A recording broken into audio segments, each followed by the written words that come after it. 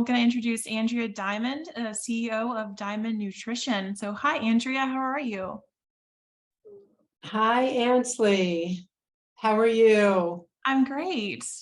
So nice to have you on. And let's just start off by giving us a brief introduction and background on yourself. Sure.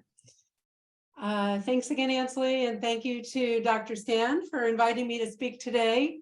I've had the honor of working with Stan and his HITLAB team on our virtual platform for the last couple of years. So I am the founder and CEO of Diamond Nutrition Counseling Incorporated. We are a practice of registered and licensed dietitian nutritionists, also called medical nutrition therapists, with a telehealth platform. And we provide private nutrition counseling and classes to the patients of the primary care and specialty care practices of the University of Pennsylvania and the mainline health system also in Pennsylvania. We offer a turnkey solution to individual physician practices and physician practices within the health systems to give access and pair patients with our expert team of medical nutrition therapists for patients to discuss their medical and nutrition related health concerns. I personally have a Master of Science degree in clinical nutrition.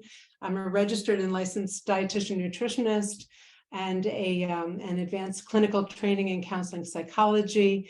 And I have a tremendous passion for decades now for delivering evidence-based care to patients and deeply committed to connecting with them for sustaining real behavior change.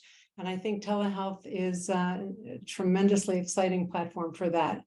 A little more about us. We counsel on a vast number of nutrition and medical diagnosis related issues. For decades now, I've been seeking a way to provide broader access to nutrition counseling. When I started in my career, it was very, very difficult to find any sort of nutrition care outside the hospital setting, but thankfully things have changed a lot today. Mm-hmm. Throughout my career, I have looked to also convey the value of medical nutrition therapy to physicians and health systems for their patients to prevent and manage disease. And thankfully, with the medical teams of these health systems, together, we've really created a fantastic collaboration, which really has created an inclusive care loop for patients, and in and of itself has really generated much better outcomes for patient health. We have built a team of 30 nutritionists, and an internal virtual global operational team of 30 people. And we're currently serving over 800 physicians throughout Pennsylvania. Wow, that is absolutely amazing to hear. And so just kind of thinking about how the pandemic may have affected your workspace, since you had to transition from being like solely in that hospital type setting or solely in person and having to kind of transition to being completely virtual. So how did the pandemic affect your workspace?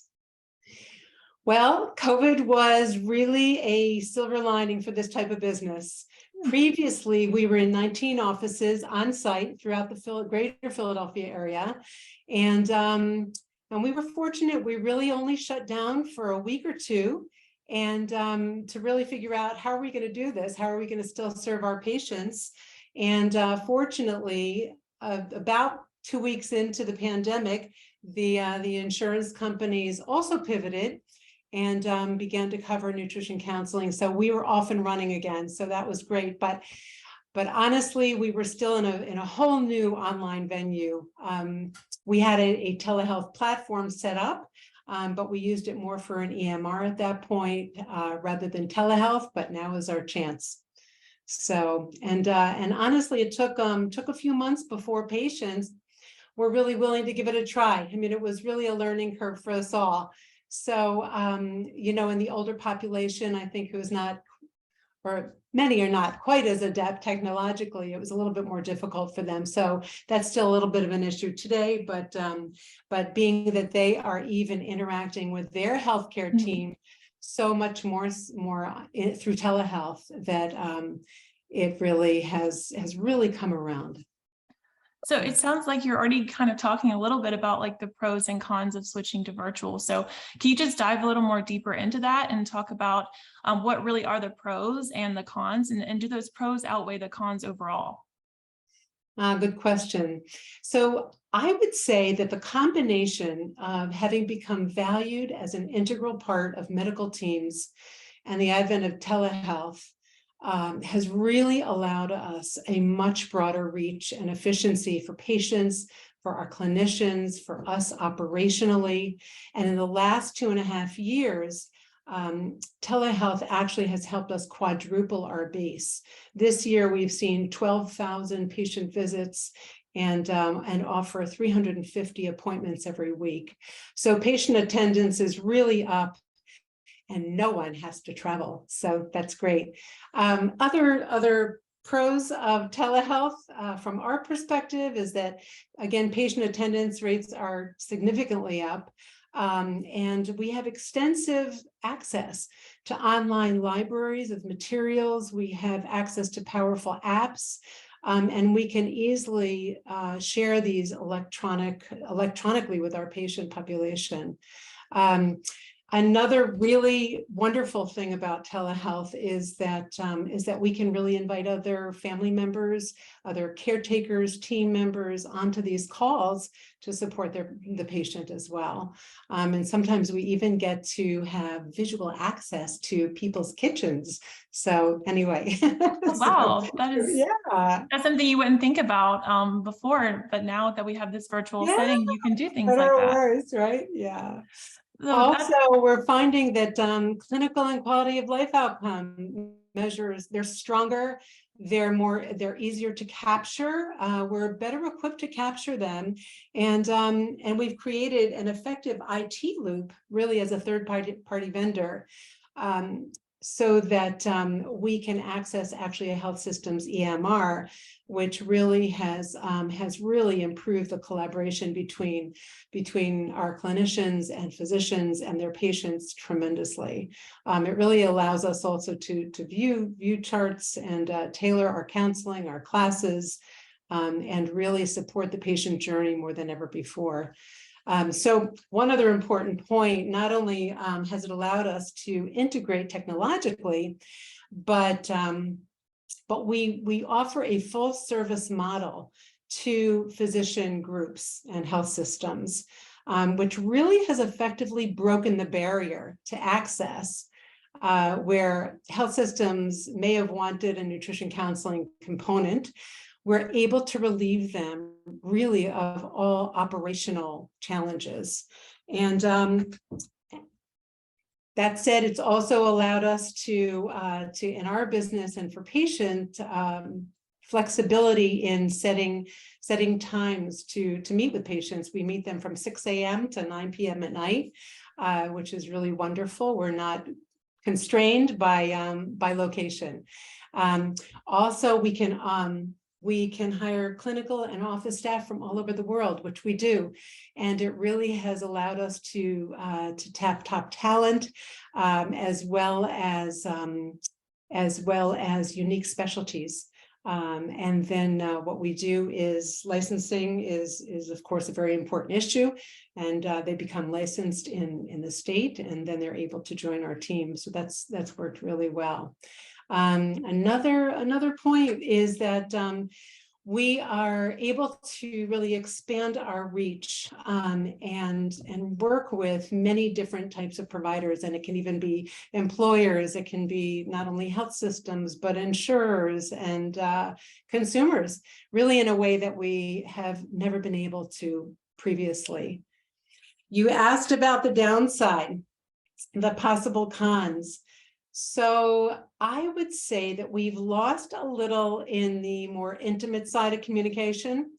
So sitting with the patient face to face for many has been a little bit of a loss, but I will say it's really a very small percentage of patients that we feel at this point it affects. I know that some of our clinicians also miss the face-to-face interaction and interaction with colleagues. So that's a little bit of a downside. But what we've done is tried to create that really internally. Some of the things that we miss in the on-site work environment, we've really tried to recreate as a team internally.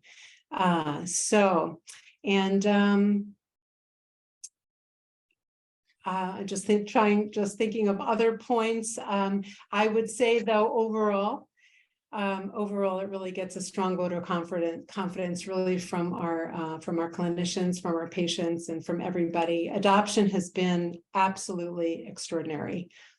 Well, that's great to hear that you can break those location barriers like you talked about and really be able to just get people from all over the world to join your staff and really be able to connect with patients throughout multiple times during the day. And again, not limited by their work schedules as well. So it's great, really great to hear about all your takeaways. And so if you could just have one big like your biggest takeaway from transitioning to this virtual work, what do you think it would be?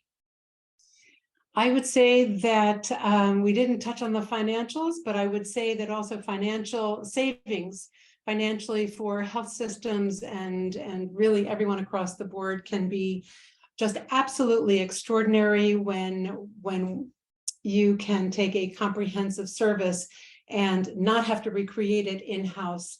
It shows millions and millions of dollars in savings and great savings also for patients in out-of-pocket expenses. Other takeaways would be connect with people. This is an amazing opportunity to look directly, literally directly into people's eyes and connect deeply. Understand your power to do that. And they feel truly heard, and see them. Learn the language of connecting in telehealth. It's a little bit of a different language.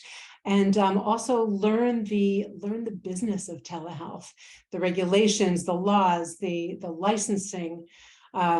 It's a bit formidable, but certainly not insurmountable at all. And then becoming a little bit more streamlined all the time. And then think creatively. We no longer have to stay within some older constraints that we've all worked in the past. So think out of kind of older ways of thinking.